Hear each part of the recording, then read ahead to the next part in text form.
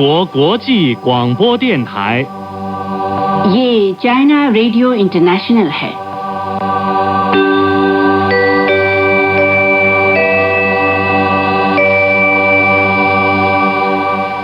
यह China radio international है। श्रोता दोस्तों, अब हमारा हिंदी कार्यक्रम आरंभ होता है। आज के इस कार्यक्रम में समाचारों के बाद स्वर्णिम चीन के रंग कार्यक्रम के तहत चीन की अल्पसंख्यक जातियों के रीति रिवाज और चीनी उपन्यास पश्चिम की तीर्थ यात्रा प्रस्तुत किए जाएंगे। अंत में होगा रोजमर्रा की चीनी भाषा।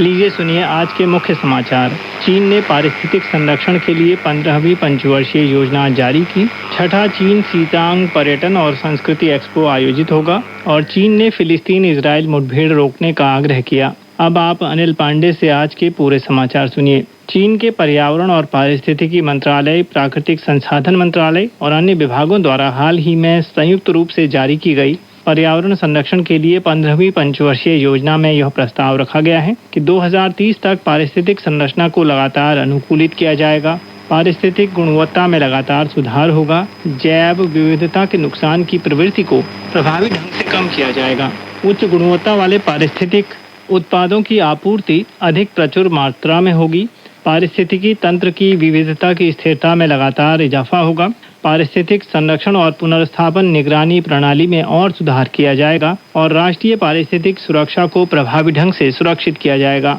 इस योजना में 15वीं पंचवर्षीय योजना के दौरान कई विशिष्ट लक्ष्य भी प्रस्तावित किए गए हैं, जिनमें यह शामिल है कि प्राकृतिक संरक्षण क्षेत्रों का क्षेत्रफल कुल क्षेत्रफल का कम से कम 18% होना चाहिए। पारिस्थितिक गुणवत्ता सूचकांक को बढ़ाकर 86.5 करने की आवश्यकता है। मृदा और जल संरक्षण दर 74% से ज्यादा होनी चाहिए और वन आवरण दर 25.8% तक पहुंचनी चाहिए।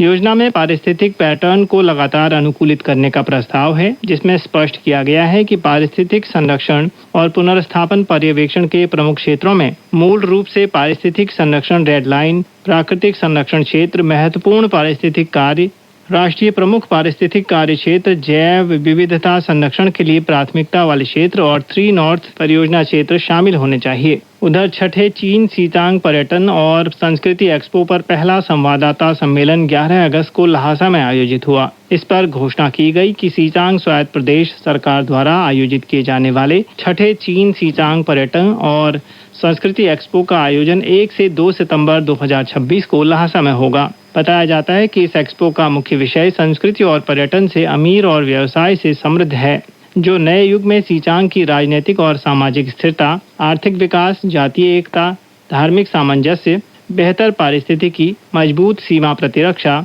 और खुशहाल जनजीवन और सुंदर प्रकृति को प्रदर्शित करेगा। इस एक्सपो में उद्घाटन समारोह, प्रदर्शनी, पठार, विशेष व्यवसायों के गुणवत्तापूर्ण विकास पर संगोष्ठी, सांस्कृतिक और पर्यटन प्रमोशन, व्यवसाय व निवेश के निमंत्रण, सांस्कृतिक और पर्यटन अनुभव आदि गतिविधियां आयोजित की जाएंगी। वस्तुओं की प्रदर्शनी में पठार, विशेष वस्तुएं, प्रदेश के बाहर के श्रेष्ठ उत्पाद और आयातित उत्पाद, 3 मुख्य प्रदर्शनी क्षेत्र स्थापित किए जाएंगे, जिनमें फ्रांस, ऑस्ट्रेलिया व कनाडा समेत 27 देशों और हांगकांग, मकाऊ और ताइवान क्षेत्र, शीचांग की सहायता करने वाले 17 प्रांतों और केंद्र शासित शहरों, 5 पड़ोसी प्रांतों, प्रदेशों और शीचांग के 390 से ज्यादा उद्यम हिस्सा लेंगे। उधर चीनी उद्योग और सूचना प्रौद्योगिकी मंत्रालय के मुताबिक इस साल की पहली छमाही में चीन के पैमाने से ऊपर के इंटरनेट और संबंधित सेवा उद्यमों ने कुल 10 खरब 67 अरब 50 करोड़ युआन की इंटरनेट कारोबार आय अर्जित की है, जो पिछले साल की समान अवधि के मुकाबले 10.1% ज्यादा है। पहली छमाही में कुल मुनाफे की वृद्धि तेज हुई है। इंटरनेट उद्यमों ने कुल 98.99 अरब युआन का मुनाफा कमाया, जो पिछले साल की इसी अवधि की तुलना में 16.6% ज्यादा है। अनुसंधान और विकास व्यय में स्थिर वृद्धि हो रही है। इंटरनेट उद्यमों ने कुल 59.55 अरब युआन रिसर्च एंड डेवलपमेंट पर खर्च किया है, जो पिछले साल की इसी अवधि से 14.1% ज्यादा है। उधर चीनी ऑटोमोबाइल निर्माता संघ से मिली खबर के अनुसार इस साल जुलाई में चीन में ऑटोमोबाइल के निर्यात में बढ़ोतरी जारी रही। ताजा आंकड़ों के मुताबिक जुलाई के महीने में चीन ने 10,43,000 वाहनों का निर्यात किया, जो जून महीने के मुकाबले 0.6% ज्यादा है और पिछले साल की जुलाई से 81.3% अधिक है। इसमें 5,53,000 नवीन ऊर्जा वाहनों का निर्यात किया गया। इसकी वृद्धि दर जून की तुलना में 5.7% और पिछले साल की जुलाई से 145.5% ज्यादा है। ध्यान रहे कि इस साल अप्रैल और मई में चीन ने लगातार 2 महीनों से 9 लाख से ज्यादा वाहनों का निर्यात किया। उसके बाद जून और जुलाई में निर्यात एक नया रिकॉर्ड पर पहुंच गया, जो लगातार 2 महीनों में 10 लाख से ज्यादा रहा। निर्यात में नवीन ऊर्जा वाहनों का अनुपात लगातार 2 महीनों में 50% से ज्यादा रहा है।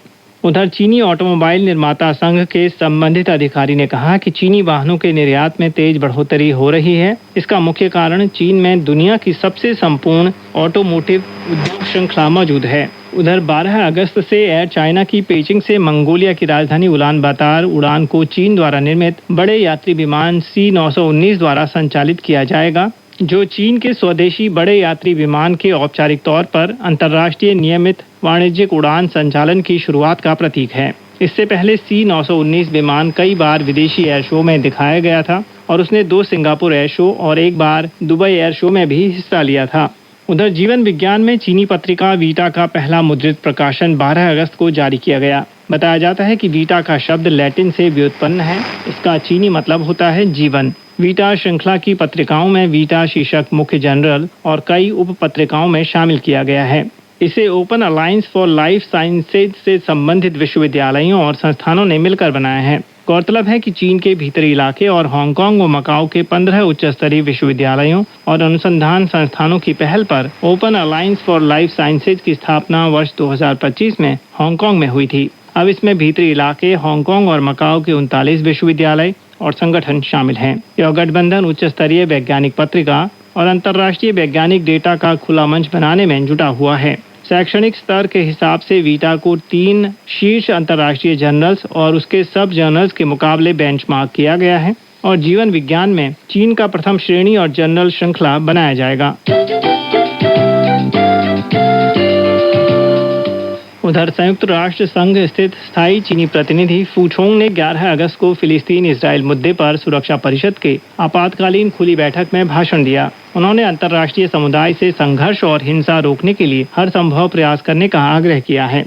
इस मौके पर फूचोंग ने कहा कि कुछ अरसे से जॉर्डन नदी के पश्चिमी तट और गाजा पट्टी पर स्थिति तेजी से बिगड़ रही है। फिलिस्तीनी लोगों की तकलीफ लगातार बढ़ती जा रही है। आखिरकार ऐसा इसलिए है क्योंकि अंतर्राष्ट्रीय कानून के बुनियादी सिद्धांतों का पालन नहीं किया गया है और फिलिस्तीनी लोगों के जीने और विकास के अधिकार लंबे समय से नजरअंदाज किया गया है। अंतर्राष्ट्रीय समुदाय को सहमति बनाकर फिलिस्तीन के कानूनी अधिकार से इनकार करने और इसका उल्लंघन करने के सभी गलत बयानों को ठीक करने की आवश्यकता है। फूचोंग ने कहा कि अंतर्राष्ट्रीय समुदाय में 2 राज्य समाधान फिलिस्तीन मुद्दे के समाधान का एकमात्र सही रास्ता माना जाता है। किसी भी तरह की हिचकिचाहट, शक या दुविधा मंजूर नहीं है। गाजा और पश्चिमी तट फिलिस्तीन के अहम हिस्से हैं। इजराइल को फिलिस्तीनी इलाके पर गैर कानूनी कब्जा जल्द से जल्द खत्म करना होगा। उधर चीनी निशस्त्रीकरण राजदूत ली चीचांग ने 11 अगस्त को जिनेवा निशस्त्रीकरण सम्मेलन पर अमेरिकी प्रतिनिधि के चीन संबंधी तथाकथित बैलिस्टिक मिसाइल प्रक्षेपण अधिसूचना के संयुक्त भाषण की निंदा की है। उन्होंने जोर देते हुए कहा कि चीनी प्रतिरक्षा आधुनिकीकरण का युक्तियुक्त और जायज निर्माण अविवादित है। चीन मुट्ठी भर देशों द्वारा निशस्त्रीकरण मंच का दुरुपयोग कर राजनीतिक नियंत्रण करने का कड़ा विरोध करता है। ध्यान रहे कि उसी दिन आयोजित निशस्त्रीकरण सम्मेलन के पूर्णाधिवेशन पर अमेरिका आदि देशों ने तथाकथित बैलिस्टिक मिसाइल प्रक्षेपण अधिसूचना का संयुक्त भाषण देकर चीन पर इस जुलाई में समुद्र से इंटरकॉन्टिनेंटल बैलिस्टिक मिसाइल परीक्षण करने का निराधार आरोप लगाया। उन्होंने इसका खंडन कर चीनी पक्ष पर प्रकाश डाला। उन्होंने कहा कि चीन ने अब तक सिर्फ 3 बार इंटरकॉन्टिनेंटल बैलिस्टिक मिसाइल परीक्षण किया है, जो 5 नाभिकीय देशों में सबसे कम है।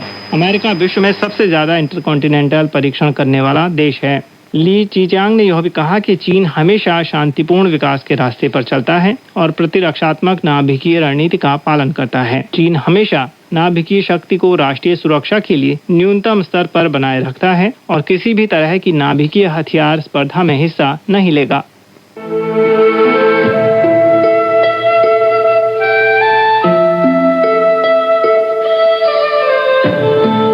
चीन की संस्कृति, सभ्यता और जानकारी, चीन का इतिहास, रीति रिवाज और विदेशी आदान प्रदान, सब कुछ यहाँ मिलता है। आइए चलते हैं चीन के सफर पर। और शुरू करते हैं हमारा खास कार्यक्रम स्वर्णिम चीन के रंग।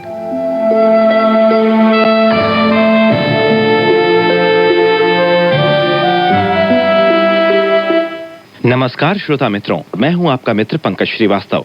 इस कार्यक्रम में हम आपको सुनवाएंगे चीन की अल्पसंख्यक जातियों के रीति रिवाज। आज पेश करते हैं ल्हासा नदी के किनारे स्नान त्योहार कड़ी।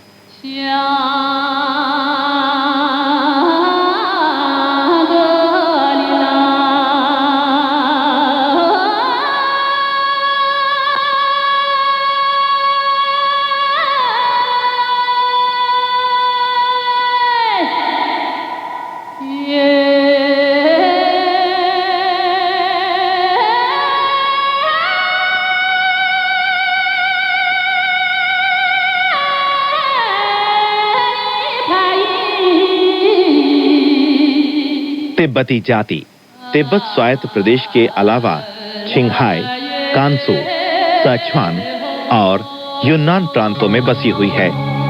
इस जाति की अपनी भाषा है और तिब्बती जाति के इलाकों में तिब्बती लिपि प्रचलित है। लामा धर्म का तिब्बती संस्कृति और रीति रिवाज पर लंबा और गहरा प्रभाव है। तिब्बती चिकित्सा, तिब्बती औषधि, तिब्बती ओपेरा, खगोल विज्ञान, पंचांग, साहित्य, गीत और नृत्य और चित्रकला का स्तर अपेक्षाकृत ऊंचा है और इन सब पर विशेष जातीय प्रभाव है। तिब्बती जाति का मुख्य धंधा पशुपालन है। छिंगख यानी पहाड़ी जौ वहां की मुख्य पैदावार है। तिब्बती जनता का मुख्य भोजन चानपा यानी घी, दूध और भुने हुए जौ के आटे से बनाया गया एक प्रकार का खाद्य पदार्थ है। घी की चाय और दूध सहित चाय पीना तिब्बती जनता पसंद करती है। कृषि क्षेत्रों के मकान पत्थरों से बने होते हैं। चरागाहों में लोग तंबुओं में रहते हैं। तिब्बती जाति में कुल नाम का चलन नहीं है। पुरुषों और महिलाओं के नामों में फर्क होता है। अधिकांश प्रचलित नाम बौद्ध धर्म से संबंधित ग्रंथों से लिए गए हैं। तिब्बती जाति बड़े धूमधाम से तिब्बती पंचांग के अनुसार नव वर्ष का त्योहार मनाती है। स्नान त्योहार तिब्बती जाति का एक अन्य परंपरागत त्योहार है।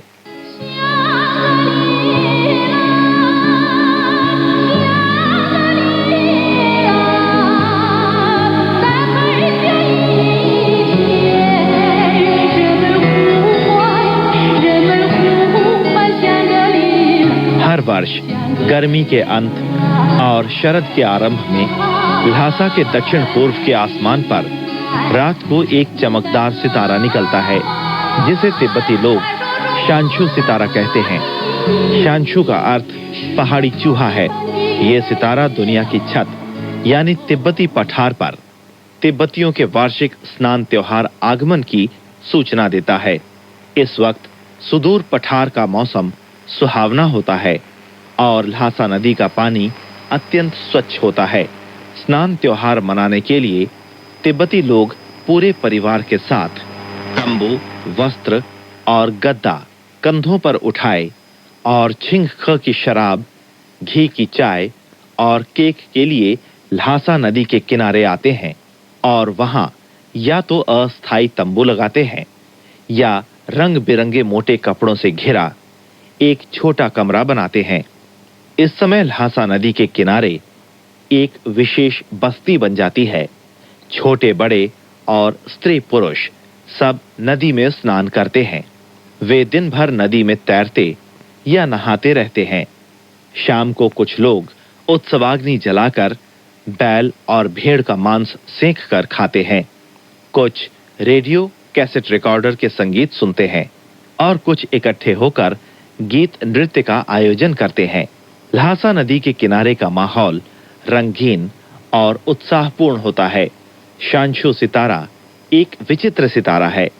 वर्ष में वो सिर्फ 7 दिनों के लिए रात को ल्हासा के आसमान पर दिखाई देता है।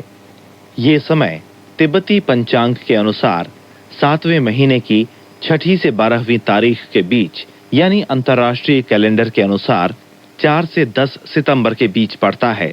तिब्बती जनता इन्हीं 7 दिनों में स्नान त्योहार मनाती है। 7 दिनों के बाद शांशु सितारे के लुप्त होने के साथ साथ त्योहार भी समाप्त हो जाता है और लोग स्वच्छ होकर ल्हासा नदी के किनारे से अपने अपने घर लौट जाते हैं। बूढ़ों के कथन के अनुसार तिब्बत में स्नान त्योहार का इतिहास कम से कम 7 या 800 वर्ष पुराना है। इसके बारे में एक कहानी भी प्रचलित है। कहा जाता है कि तिब्बती राजा छसुंग तहचिन के शासन काल में तिब्बती पठार पर एक चतुर वैद्य रहता था जिसका नाम युइथो युनतानकुंगपु था। राजा ने उसे राजमहल का वैद्य बनाया और उसे विशेषकर राजा और राजा की रखैलों की चिकित्सा करने के लिए रखा गया। पर राजमहल में आने के बाद युइथो युनतानकुंगपु को अक्सर चरागाह के गरीब लोगों की याद आती थी। बाद में वो समय समय पर जड़ी बूटियां इकट्ठा करने के मौकों का फायदा उठाकर चरागाह जाकर उन गरीब मरीजों का इलाज करता था। एक वर्ष चरागाह में महामारी फैली। बहुत से चरवाहे इस महामारी के शिकार हुए और कुछ की मृत्यु भी हुई। युइथो ने बर्फीले पर्वत और बियाबान जंगल से विभिन्न प्रकार की जड़ी बूटियां इकट्ठी करके बहुतों की जान बचाई। तभी से चरागाह के निवासियों के बीच वैद्य युइथो का नाम जाना जाने लगा और लोग उसे वैद्यराज भी कहने लगे। दुर्भाग्यवश बाद में युइथो की मृत्यु हुई। उसके मरने के बाद चरागाह में एक बार फिर गंभीर महामारी फैली। लोगों ने जमीन पर घुटनों के बल टिककर आकाश की ओर हाथ जोड़कर प्रार्थना की और इच्छा व्यक्त की कि स्वर्ग गए वैद्य युइथो उन पर कृपा करें और उन्हें इस महामारी से बचाएं।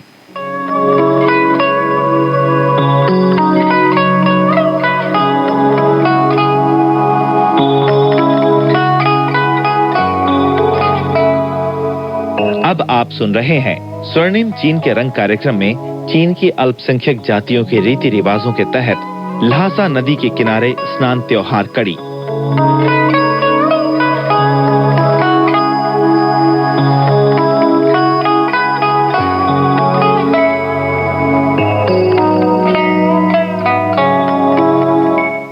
एक दिन एक मरणासन्न महिला अपने स्वप्न में वैद्य युइथो से मिली। वैद्य ने उससे कहा कि कल रात को जब दक्षिण पूर्व के आकाश में एक चमकदार सितारा दिखाई देगा तो तुम नदी में जाकर स्नान करना। स्नान करने के बाद तुम एकदम स्वस्थ हो जाओगी। अगले दिन रात को दक्षिण पूर्व के आकाश में सचमुच एक चमकदार सितारा निकला। उस महिला ने नदी में जाकर स्नान किया। स्नान के बाद उसे सिहरन महसूस हुई और फिर वो पूर्णतः स्वस्थ हो गई। मौत के मुंह से बचकर निकलने की उसे अत्यंत खुशी हुई। ये बात जल्दी ही हवा की तरह पूरे चरागाह में फैल गई। सभी मरीज जैसे भी हों अपने भारी भरकम शरीर लिए नदी में स्नान करने आए। नदी में स्नान करने के बाद सभी मरीज जल्दी ही स्वस्थ हो गए। इसलिए लोग कहते हैं कि ये अजीबोगरीब चमकदार सितारा और कोई नहीं, वैद्य युइथो ही है। वो सितारे की रोशनी से नदी के पानी को दवा में बदल देते हैं और इस तरह स्नान करने वाले मरीजों की बीमारियों का इलाज करने में मदद करते हैं। क्योंकि देवता ने वैद्य युइथो को सिर्फ 7 दिन की छुट्टी दी, इसलिए ये सितारा आकाश में केवल 7 दिनों तक दिखाई देता है। इस घटना के बाद से तिब्बती जनता इन 7 दिनों को स्नान त्योहार के रूप में मनाने लगी। कहा जाता है कि इन 7 दिनों के बीच नदी में स्नान करने वाले साल भर स्वस्थ और सुख चैन से रहते हैं। अवश्य ही ये मात्र एक किंवदंती है, पर तिब्बती लोगों द्वारा खास तौर पर गर्मी के अंत और शरद के शुरू में स्नान त्योहार का मनाना तो बड़ा तर्कयुक्त है। तिब्बती पठार का जाड़ा लंबा और गर्मी छोटी होती है। वसंत में बर्फ पिघलने लगती है और इस समय नदी का पानी इतना ठंडा हो जाता है कि इसमें लोग ठिठुरते हैं। गर्मी में बाढ़ आने से नदी का पानी गंदा हो जाता है। जाड़ों में फर के लबादे पहनने के बाद भी हड्डी कांपती है। नदी में स्नान करना तो दूर रहा, सिर्फ गर्मी के अंत और शरद के शुरू में नदी का पानी इतना स्वच्छ और गुनगुना होता है कि ये नदी में तैरने और स्नान करने का सबसे अच्छा मौसम माना जाता है।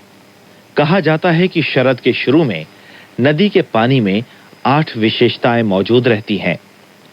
पहला मीठा, दूसरा गुनगुना, तीसरा नर्म, चौथा सुखद, पांचवां स्वच्छ, छठा दुर्गंधहीन, सातवां पीने में गले के अनुकूल और आठवां पीने से पेट का खराब न होना है। विशेष रूप से रात को जब शांशु सितारा निकलता है तब नदी का पानी दिन से भी अधिक स्वच्छ और गुनगुना हो जाता है और ये स्नान के लिए और अनुकूल हो जाता है। इस वक्त युवा लोग नदी में तैरते हैं, बच्चे नदी के छिछले पानी में खेलते हैं, बूढ़े नदी के किनारे फैले पत्थरों पर बैठकर स्नान करते हैं और महिलाएं भी निसंकोच नदी में खूब स्नान करती हैं। इन दिनों में लोग न सिर्फ रोज यहां स्नान करने आते हैं, बल्कि वे घर के सभी वस्त्र, गद्दे और लिहाफ भी धोने के लिए यहां लाते हैं। नदी में साल भर में एक बार की सफाई हो जाती है। इस संदर्भ में त्योहार तिब्बती लोगों के लिए एक सार्वजनिक सफाई कार्यक्रम भी होता है। इस त्योहार के दौरान स्नान करने के साथ साथ वे खूब खाते पीते भी हैं। स्नान करने के बाद वे पेड़ की छाया में गोलाई में बैठकर साथ में लाए भोजन बाहर निकालते हैं। फिर वे घी वाली चाय पीते हुए गपशप करते हैं। परिवार के सभी सदस्य और कभी कभार कुछ परिवारों के लोग एक साथ बैठकर भोजन करते हैं, जिसमें खूब मजा आता है। प्रेमियों के लिए भी ये समय सुखद होता है। वे जोड़े में नदी के किनारे या पेड़ों की छाया में बैठे अपनी दुनिया में खोए रहते हैं। ल्हासा नदी के किनारे का ये दृश्य रंग बिरंगा और जीवंत हो उठता है। रात में उत्सवाग्नि के समीप अधिक चहल पहल रहती है। वहां नृत्य कार्यक्रम चलता रहता है। रात में इधर उधर जलने वाली उत्सवाग्नि की रोशनी में नदी के किनारे की सुंदरता और बढ़ जाती है। 7 दिनों का स्नान त्योहार जब समाप्त होता है तो स्वच्छ होकर सभी लोग उत्साह और जोश में अपने अपने घर लौटते हैं और अपना काम आरंभ करते हैं।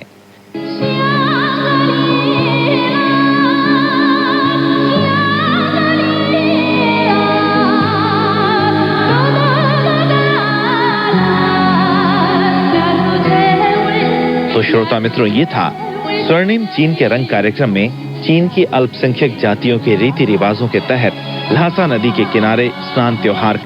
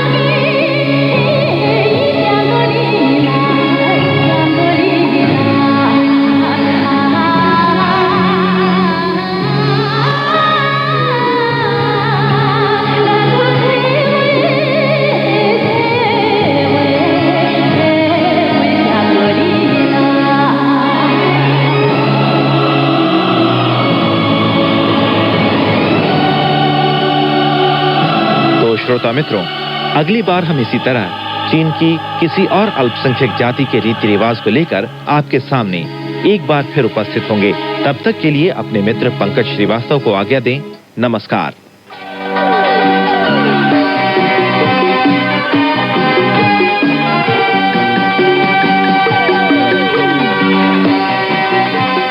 यह चाइना रेडियो इंटरनेशनल है।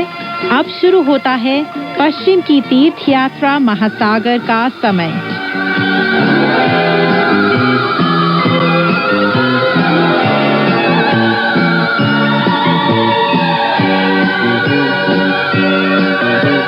नमस्कार दोस्तों, पश्चिम की तीर्थ यात्रा सुप्रसिद्ध चीनी उपन्यास लेकर हाजिर हूँ मैं मैत्री शर्मा। आज की कहानी इस प्रकार है। दोस्तों, अब तक आपने कहानी में सुना कि महान मनीषी वानर राज अपने दोनों गुरु भाइयों को पवन और मेघयान के जरिए उत्तर पूर्व की तरफ ले जाता है। वहाँ हरे ड्रैगन पर्वत पर अंध तत्व कंदरा के प्रवेश दरवाजे के सामने वे अपना मेघयान उतार लेते हैं। शुकर और भिक्षु रेतात्मा बाहर ही इंतजार करते हैं, जबकि वानर अपना रूप बदलकर अंदर चला जाता है और वहाँ उसकी भेंट होती है सांचांग से, जिसे वह अपनी पूरी योजना बता देता है। चलिए दोस्तों, कहानी को आगे बढ़ाते हैं और सुनते हैं कहानी में आगे क्या हुआ। ताला खोलने का जादू इस्तेमाल करके वानर ने अपने स्पर्श से ही कमरे का ताला खोल दिया। वह अपने गुरुदेव को साथ लेकर गुफा के सामने की तरफ जा ही रहा था कि उसने दानव नरेशों को अपने सोने के कमरे से यह चिल्लाते हुए सुना। कनिष्ठ दानवों, दरवाजे मजबूती से बंद कर लेना और आग से सावधान रहना। बाहर के प्रहरियों की आवाज क्यों नहीं सुनाई दे रही? करताल और घंटियां कहाँ हैं? पूरे एक दिन के घमासान युद्ध के बाद सभी छोटे दानव थक हार कर सो गए थे। जब उन्होंने जोर से चीखने चिल्लाने की आवाज सुनी तो वे जाग गए। करतालों और घंटियों की आवाज सुनते ही कई दानव हथियार उठाए हुए और घड़ियाल बजाते हुए पीछे की तरफ से आ गए। वे वानर और उसके गुरुदेव से जा भिड़े और एक साथ जोर से बोले, भिक्षुवर, कहाँ जा रहे हैं आप लोग ताला तोड़कर? उनसे बहस में उलझे बिना वानर ने अपना लौहदंड निकाल लिया और उसे घुमाकर चावल के कटोरे के बराबर मोटा बना लिया। फिर उसने कस कर प्रहार किया, जिससे 2 छोटे दानव मारे गए। बाकी लोग अपने हथियार वहीं फेंककर भाग खड़े हुए और केंद्रीय महाकक्ष में जा पहुंचे। जोर जोर से दरवाजा पीटते हुए उन्होंने चिल्लाकर कहा, सर्वनाश हो गया महाराज, सर्वनाश हो गया। रोएदार चेहरे वाला भिक्षु अंदर घुस आया है और लोगों की हत्या कर रहा है। जैसे ही उन तीनों दैत्यों ने यह सुना, वे अपने बिस्तर से बाहर कूद पड़े। उन्होंने आदेश दिया, पकड़ लो उन्हें, पकड़ लो। थांग महाभिक्षु यह सुनकर बहुत ही ज्यादा डर गया। उसके हाथ पांव शिथिल हो गए, कमजोर हो गए। वानर उसे वहीं छोड़कर अपना दंड घुमाता हुआ तूफानी रफ्तार से आगे बढ़ गया। छोटे दानव उसे रोक नहीं पाए, क्योंकि 1-2 दानवों को इस तरफ धकेलकर और 1-2 दानवों को उस तरफ धराशायी करके उसने बहुत सारे दरवाजे तोड़ डाले और यह चिल्लाता हुआ तेजी से बाहर निकल गया। भाइयों, तुम लोग कहाँ हो? शूकर और भिक्षु रेतात्मा ने अपना पांचा और दंड ऊपर उठाकर वानर का स्वागत किया और उससे पूछा, वहाँ की हालत कैसी है भैया?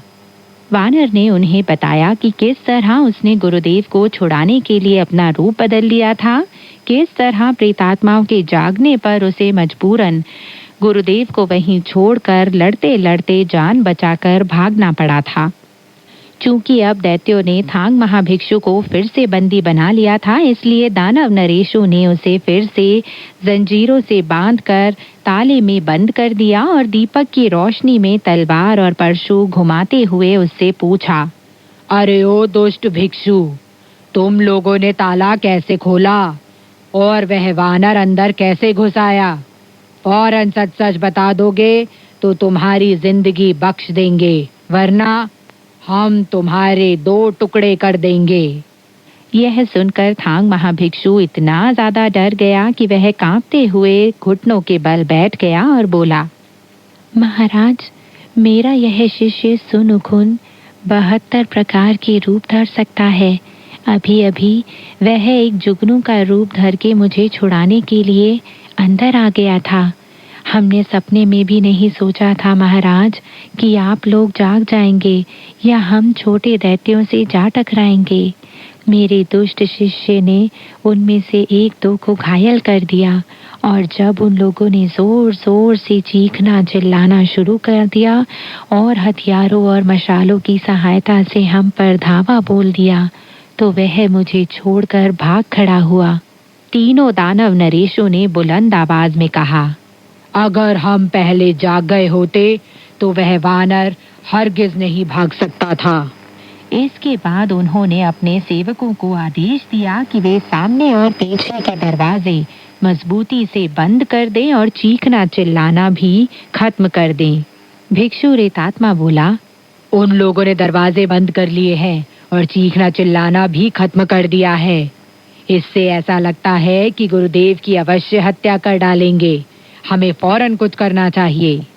वानर ने कहा, तुम ठीक कह रहे हो, चलो दरवाजा तोड़ दें। मूर्ख शूकर ने अपनी तिलिस्मी शक्ति के जरिए पांचे के एक ही वार से प्रस्तर दरवाजे को चकनाचूर कर डाला और जोर से चिल्लाया, अरे ओ तस्करों, अरे ओ तेज चोर राक्षसों, हमारे गुरुदेव को फौरन बाहर भेज दो। यह सुनकर अंदर मौजूद छोटे दानव इतना ज्यादा डर गए कि वे हड़बड़ाकर दानव नरेशों के पास जा पहुंचे और बोले, सर्वनाश हो गया महाराज, सर्वनाश हो गया, भिक्षुओं ने सामने का दरवाजा तोड़ दिया है। तीनों दानव नरेशों ने बहुत ज्यादा गुस्सा होकर कहा, बड़े निर्लज हैं वे दुष्ट, सर्वनाश हो उनका। फिर उन्होंने अपने कवच धारण कर लिए, हथियार उठा लिए और अपने अधीन राक्षसों का नेतृत्व करते हुए युद्ध भूमि में जा पहुंचे। रात का तीसरा पहर लगभग शुरू हो चुका था। चंद्रमा आकाश के मध्य भाग में पहुंचकर दिन के समान प्रकाश फैला रहा था। अपने सैनिकों का नेतृत्व करते हुए उन्होंने बातों में समय न गंवाकर तुरंत युद्ध छेड़ दिया। तीनों भिक्षुओं और तीनों दानव नरेशों के बीच लंबे समय तक युद्ध चलता रहा। जब हार जीत का फैसला नहीं हो पाया तो राजा शीतवर्जक जोर से चिल्लाया, छोटे दानवों, तुम भी आ जाओ। अब क्या था, सभी दानव पूरी ताकत के साथ शूकर पर टूट पड़े। उन्होंने उसे पल भर में धराशायी कर दिया।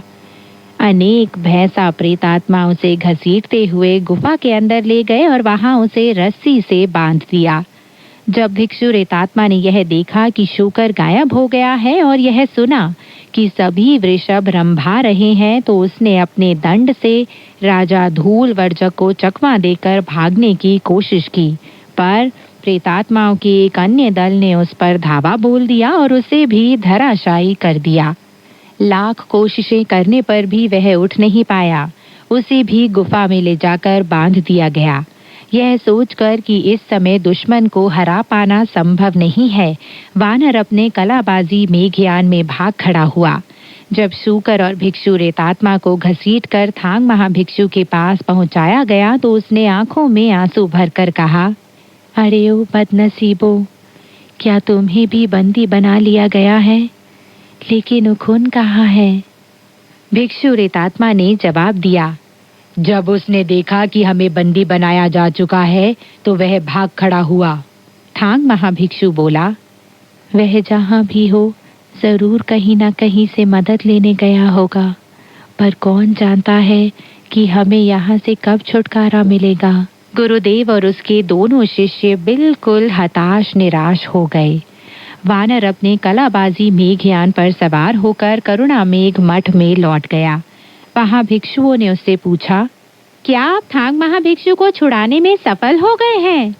वानर ने कहा, यह बड़ा कठिन काम है, बहुत ही ज्यादा कठिन काम है।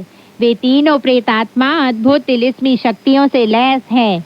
जब हम तीनों उनसे काफी लंबे समय तक युद्ध करते रहे तो उन्होंने अपने अधीन राक्षसों को बुलाकर शूकर और भिक्षु रेतात्मा को बंदी बना लिया। मैं तो भाग्यवश वहां से बच निकला।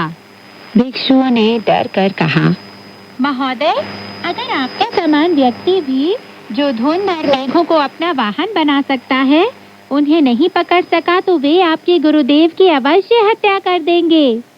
वानर ने जवाब दिया, इसका तो सवाल ही नहीं उठता, बिल्कुल नहीं उठता। मेरे गुरुदेव को धर्मपालों, शास्ताओं, तिंगणों और चांगणों का संरक्षण मिला हुआ है। मुझे पूरा यकीन है कि उनका जीवन सुरक्षित रहेगा। दिक्कत सिर्फ ये है कि वे दानव अपने दाव पेचों में माहिर हैं। आप लोग हमारे घोड़े और सामान की रक्षा करते रहें। मैं देवलोक में जाकर कुछ सैनिकों का बंदोबस्त करता हूँ।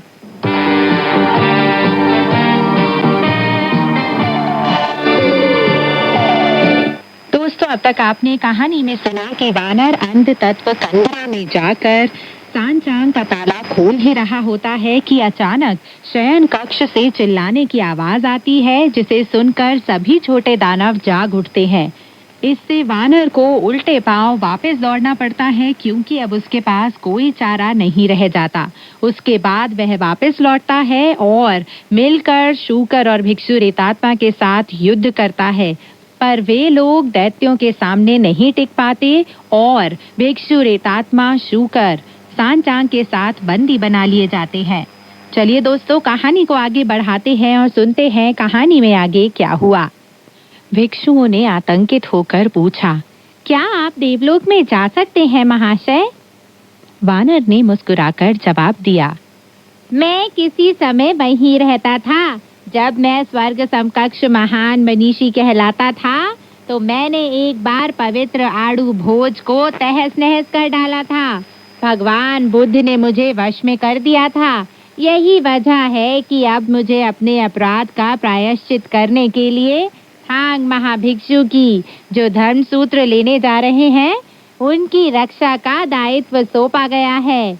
इस समूची यात्रा के दौरान मैं नेकी का समर्थन और बदी का विरोध करता रहा हूँ। शायद आप यह नहीं जानते कि इन सब मुसीबतों से गुजरना गुरुदेव के भाग्य में लिखा है। जब भिक्षुओं ने यह सब सुना तो वे घुटनों के बल बैठकर भगवान से प्रार्थना करने लगे। भव्य वानर जल्दी ही देवलोक के पश्चिमी दरवाजे पर जा पहुंचा, जहां महान श्वेत शुक्र नक्षत्र स्वर्ग राजा विरोधक और चारों देवात्मा अधिकारी इन, चू, थाओ और श्वी आपस में बातें कर रहे थे। जैसे ही उन्होंने वानर को आते देखा तो झुककर नमस्कार किया और पूछा, आप कहाँ जा रहे हैं महान मनीषी? वानर ने जवाब दिया, जब हम भारत की पूर्वी सीमा पर चिनफिंग जनपद की मिनथेन काउंटी में पहुंचे तो मेरे गुरुदेव थांग महाभिक्षु का, जिनकी सुरक्षा का दायित्व मुझे सौंपा गया है, करुणा मेघ मठ के भिक्षुओं ने पूर्णिमा महोत्सव के अवसर पर सत्कार किया। जब हम लोग स्वर्ण कंडील सेतु पर पहुंचे तो वहां हमने देखा 3 स्वर्ण कंडीलों में कोई 50,000 ओंस चांदी के मूल्य का परिष्कृत मक्खन का तेल भरा हुआ है। हमें बताया गया कि उसे लेने हर साल भगवान बुद्ध वहां आते हैं। जब हम लोग इन कंडीलों की सराहना कर रहे थे तो भगवान बुद्ध की 3 प्रतिछवियां धरती पर उतर आईं और मेरे गुरुदेव उनके झांसे में आकर सेतु पर जा पहुंचे और उनकी पूजा अर्चना करने लगे। मैंने उन्हें बताया कि वे असली बुद्ध नहीं हैं, पर तब तक चिराग बुझ चुके थे और गुरुदेव और तेल दोनों को झंझावात का झोंका उड़ा ले गया था। अगली सुबह तक पवन प्रवाह का अनुसरण करता हुआ मैं एक पर्वत पर जा पहुंचा, जहां भाग्यवश 4 कर्तव्यरत देवताओं ने मुझे बताया कि यह पर्वत हरित ड्रैगन पर्वत कहलाता है और इसी पर्वत की अंध तत्व कंदरा में 3 राक्षस रहते हैं, राजा शीतवर्जक, राजा तापवर्जक और राजा धूलवर्जक। मैं तेजी से उनके दरवाजे पर गया और गुरुदेव को वापस लौटाने की मांग की। मैंने कुछ देर तक उनसे युद्ध भी किया, लेकिन सफलता नहीं मिली। इसलिए मैंने अपना रूप बदलकर गुफा के अंदर प्रवेश किया। तब मैंने वहां देखा कि गुरुदेव ताले में बंद हैं और उन्हें अब तक कोई नुकसान नहीं पहुंचाया गया। मैंने उन्हें बंधन मुक्त कर दिया और अपने साथ बाहर ले जाने ही वाला था कि राक्षसों की नींद खुल गई। इसलिए मुझे फिर एक बार भागना पड़ा। बाद में शूकर और भिक्षु रेतात्मा को साथ लेकर मैंने उनके खिलाफ भीषण लड़ाई छेड़ दी। लेकिन मेरे दोनों साथियों को भी बंदी बना लिया गया और रस्सी से बांध दिया गया। यही वजह है कि मैं जेठ सम्राट को सूचित करने, उन राक्षसों की पृष्ठभूमि का पता लगाने और उनके दमन का आदेश प्राप्त करने के लिए यहाँ आया हूँ। यह सुनकर शुक्र नक्षत्र जोर से हंस पड़ा और बोला, यदि आप राक्षसों से लड़ते रहे हैं तो यह क्यों नहीं बता सकते कि वे कहाँ से आए हैं? वानर ने जवाब दिया, मैं यह जानता हूँ, वे वृषभ प्रेतात्माओं की ही एक टोली है, लेकिन उनमें इतनी ज्यादा तिलिस्मी शक्तियाँ मौजूद हैं कि उन्हें हराना मेरे लिए मुमकिन नहीं है। शुक्र नक्षत्र ने बताया, दरअसल वे तीनों गैंडा प्रेत आत्मा है। चूंकि उनका रूप देवलोक में दिखाई देता है, इसलिए उन्होंने अनेक सालों के दौरान अपनी जागरूकता का उत्थान करके सच्चे प्रेतात्मा बनने में सफलता प्राप्त कर ली है और मेघों की सवारी करने और धुंध में चलने की क्षमता भी प्राप्त कर ली है। अगर आप उन्हें पकड़ना चाहते हैं तो उन पर काष्ठ तत्व से संबंधित 4 पशु नक्षत्रों की मदद से काबू पा सकते हैं। यह सुनकर वानर ने पूछा, किन 4 पशु नक्षत्रों की सहायता से? क्या मैं आपसे इसकी व्याख्या करने का निवेदन कर सकता हूँ? शुक्र नक्षत्र ने मुस्कुराते हुए जवाब दिया, ये नक्षत्र अंतरिक्ष में वृषभ और सप्तऋषि प्रासाद के बाहर बिखरे हुए हैं। अगर आप जेठ सम्राट के समक्ष अभिवेदन करें तो वे आपको विस्तृत निर्देश दे सकेंगे। दोनों हाथ जोड़कर धन्यवाद देते हुए वानर ने स्वर्ग दरवाजे से सीधे अंदर प्रवेश किया। जल्दी ही वह ब्रह्मांड प्रकाश महाकक्ष के बाहर जा पहुंचा, जहां उसकी मुलाकात 4 महान स्वर्ग शिक्षकों के, च्यू, चांग और श्वी से हुई। उन्होंने वानर से पूछा, कहाँ जा रहे हैं आप? वानर ने जवाब दिया, हम अभी चिनफिंग जनपद में ही पहुँचे हैं, जहाँ मेरे गुरुदेव की ध्यान प्रकृति में कुछ शिथिलता आ गई और वे पूर्णिमा महोत्सव की कंडीलों का मजा लेने जा पहुँचे। वहाँ दुष्ट राक्षस उन्हें उठा ले गए। चूंकि मैं अकेला उनका दमन करने में असमर्थ हूँ, इसलिए जेठ सम्राट से अपने गुरुदेव की जान की रक्षा के लिए अनुरोध करने आया हूँ। चारों महान स्वर्ग शिक्षक तब वानर को चमत्कारी धुंध महाकक्ष में ले गए ताकि वह अपना अभिवेदन सम्राट के सामने प्रस्तुत कर सके। जब सभी रस्में पूरी हो गईं तो वानर ने अपनी बात कही। जेठ सम्राट ने पूछा कि उसे देवलोक सेना की कौन सी टुकड़ी की मदद चाहिए।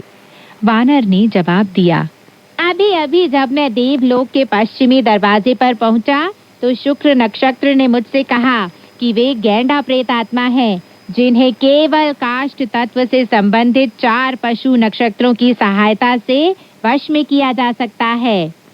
जेठ सम्राट ने स्वर्ग शिक्षक श्वी से अनुरोध किया कि वे वानर के साथ वृषभ और सप्तऋषि प्रासाद में जाकर 4 पशु नक्षत्रों को बुला लाएं और उन्हें मानव लोक में ले जाकर राक्षसों को बंदी बना लें। जैसे ही वे वृषभ और सप्तऋषि प्रासाद के बाहर पहुंचे, 28 नक्षत्र पुंजों ने उनका अभिवादन किया। स्वर्ग शिक्षक श्वी ने बताया, हम एक शाही आदेश के साथ यहाँ आए हैं, जिसमें कहा गया है कि काष्ठ तत्व से संबंधित 4 पशु नक्षत्रों को महान मनीषी सुन के साथ मानव लोक में भेज दिया जाए।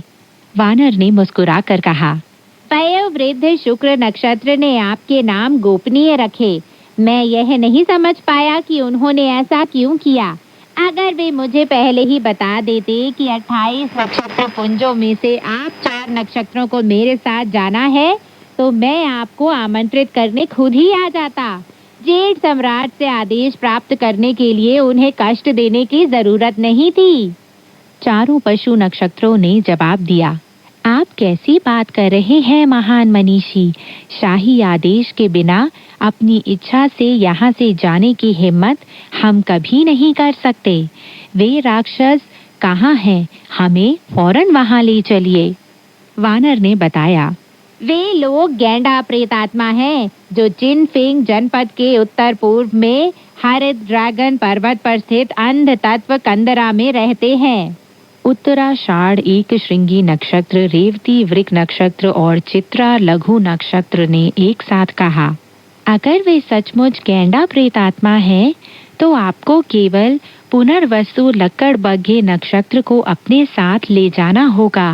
यह पर्वत पर बाघ को खा सकता है और समुद्र में गैंडे को पकड़ सकता है।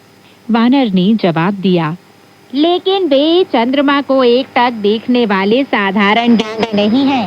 आप चारों महानुभावों को मेरे साथ चलना होगा। अगर आप में से कोई एक उन्हें बंदी नहीं बना पाया तो सारा का सारा किया धरा व्यर्थ हो जाएगा।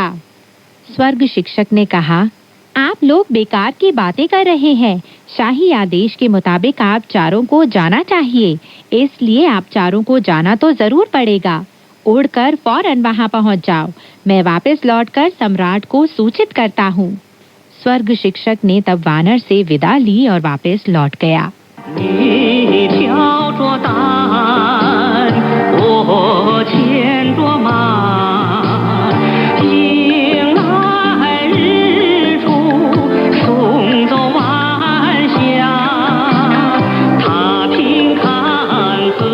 तुम्हारे कंधे पर है पोटली, मेरे हाथों में घोड़े की लगाम। आगे चलते हैं हम पश्चिम की ओर, सूर्यास्त से सूर्योदय तक। रास्ते में मुकाबला करते हैं दैत्यों और दानवों के साथ। फिर आगे चलते हैं हम पश्चिम की ओर। साल दर साल करते हैं पवित्र यात्रा, बड़े साहस के साथ पश्चिम की ओर।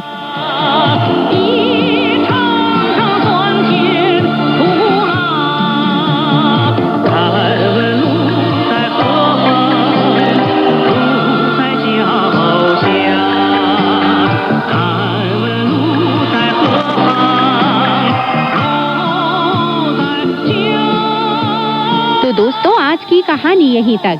आगे की कहानी लेकर मैं मैत्री शर्मा फिर हाजिर होंगी। तब तक के लिए नमस्कार, बाय बाय।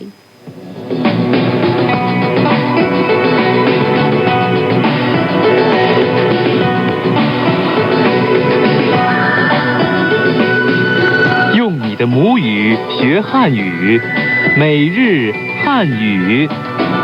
मातृभाषा में चीनी सीखें, रोजमर्रा की चीनी भाषा। 用你的母语学汉语，每日汉语。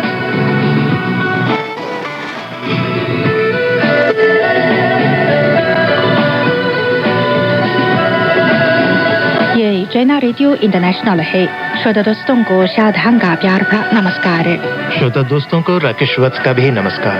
रोजमर्रा की चीनी भाषा कार्यक्रम सुनने के लिए आप सभी लोगों का स्वागत। पिछले पाठ में हमने बैंक संबंधित कुछ चीनी वाक्य सीखे थे। अब आज के पाठ के मुख्य वाक्य। 我要办理汇款。 मैं पैसे भेजना चाहता हूँ। 10分钟左右能到账。 लगभग 10 मिनट में पहुँच जाएंगे। 手续费是多少？ कितनी फीस देनी है? 每笔最高收费50元。 एक बार पैसे भेजने में अधिक से अधिक 50 युएन लगते हैं।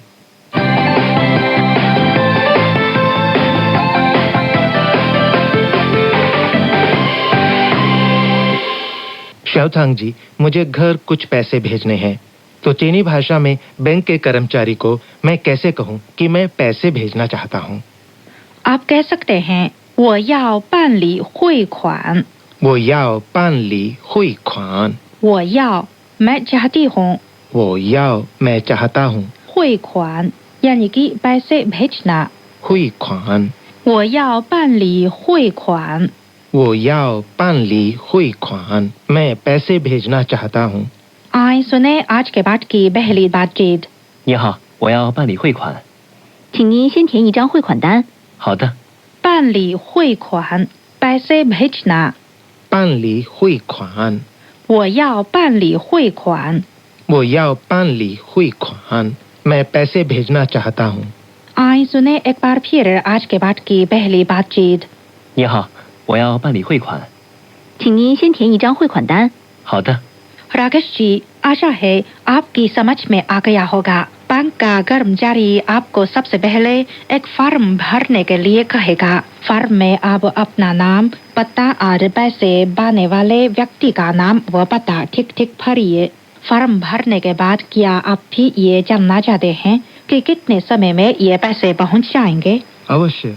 यदि 10 मिनट में पैसे पहुंच जाएंगे तो कर्मचारी आपसे यह कहेगा कि 10分钟左右能到账, यानी कि लगभग 10 मिनट में पहुंच जाएंगे। 10分钟左右能到账。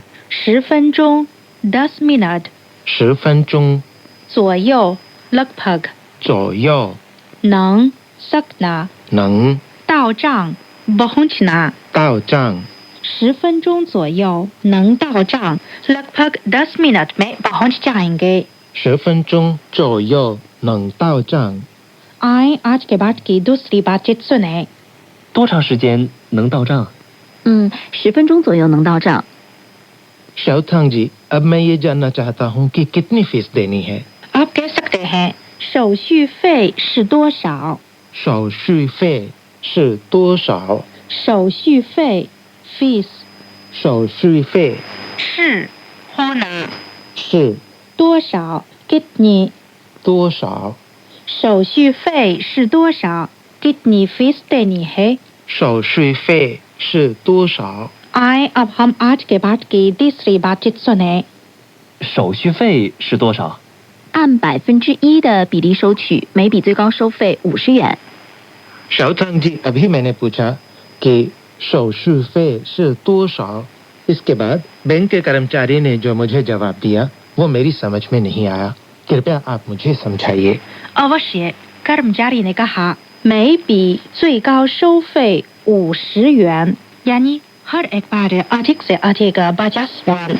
每笔最高收费50元。每笔 हर एक बार, 每笔最 सबसे और 最多 सबसे ज्यादा, 最好 सबसे अच्छा इत्यादि। 最好最美 सबसे सुंदर, 最美最大 सबसे बड़ा, 最大最高 सबसे ऊंचा। 最高收费 फीस लेना 收费50元 50 चीनी yuan, 50元。每笔最高收费50元。每笔最高收费50元। हर एक बार अधिक से अधिक 50 元। आए एक बार फिर सुने आज के पाठ की तीसरी बातचीत। 手续费是多少？按1%的比例收取，每笔最高收费50元。 अब हम आज की बातचीत दोहराएं। 办理汇款 पैसे भेजना। 办理汇款我要办理汇款 मैं पैसे भेजना चाहती हूँ। 我要办理汇款 मैं पैसे भेजना चाहता हूँ। 10分钟左右能到账 लगभग 10 मिनट में पहुँच जाएंगे। 10分钟左右能到账。 10分钟左右 लगभग 10 मिनट में 10分钟左右能到账 पैसा पहुँच जाएगा। 能到账。手续费是多少 कितनी फीस देनी है? 手续费是多少？ 每笔最高收费50元 हर एक बार अधिक से अधिक 50 yuan। 每笔最高收费50元。最高收费 सबसे ज्यादा फीस। 最高收费 अच्छा, अब हम एक बार फिर आज की सारी बातचीत सुने। बातचीत 1। 你好，我要办理汇款。请您先填一张汇款单。好的。 बातचीत 2। 多长时间能到账？10分钟左右能到账。 बातचीत 3。 手续费是多少？按1%的比例收取，每笔最高收费50元。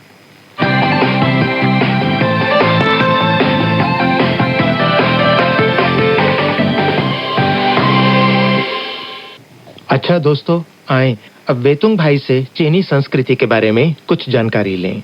चीन में नए वर्ष पर या किसी उत्सव के अवसर पर लोग अपने सुदूर माता पिता या परिवारजनों को पैसे भेजते हैं। खासकर शहरों में काम करने वाले किसान मजदूर अक्सर अपनी आमदनी गाँव में घरों में भेजते हैं। वे आमतौर पर कम फीस लेने वाली जगहों में जाकर पैसे भेजते हैं, लेकिन विपत्ति की स्थिति में विपत्तिग्रस्त जनता को चंदा राहत भेजने के लिए विभिन्न बैंक विशेष व्यवसाय खोलते हैं और कोई फीस नहीं लेते। जब एक व्यक्ति के पास मुसीबत आती है तो सभी उसकी मदद करते हैं। यह चीनी जनता की सुंदर आदत है।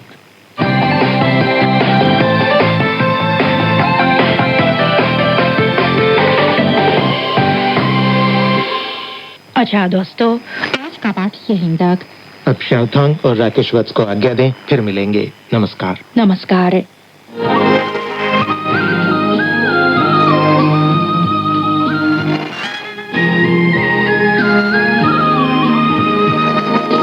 CGTN हिंदी सेवा रोजाना 5 कार्यक्रम प्रसारित करती है।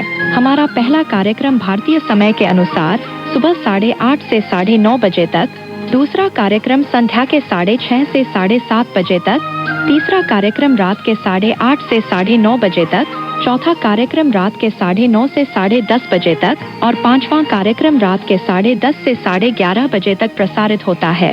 कार्यक्रमों के मीटर बैंड इस प्रकार है: सुबह 8:30 से 9:30 बजे 13,720 किलोहर्ट्ज, शाम 6:30 से 7:30 बजे 9,635 किलोहर्ट्ज, रात 8:30 से 9:30 बजे तक 7,225 किलोहर्ट्ज, रात 9:30 से 10:30 बजे 7,395 किलोहर्ट्ज, रात 10:30 से 11:30 बजे 1,269 किलोहर्ट्ज। अब इंटरनेट पर CGTN की हिंदी वेबसाइट भी खुली हुई है। इसे देखने के लिए हम आपका हार्दिक स्वागत करते हैं। हमारी वेबसाइट का पता है hindi.cgtn.com।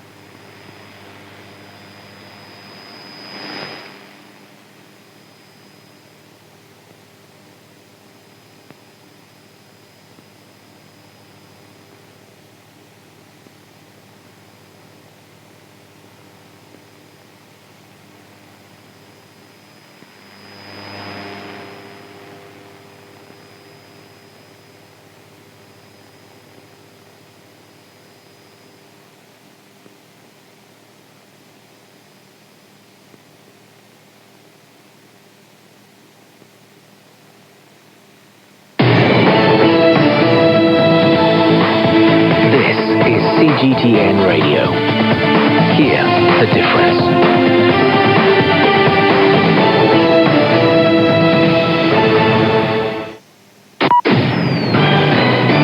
Now the news. I'm Shane Bigham. China's C919 passenger aircraft has completed its first international commercial flight after arriving in Ulaanbaatar from Beijing. It received a welcome ceremony, including a water cannon salute upon arrival in the Mongolian capital.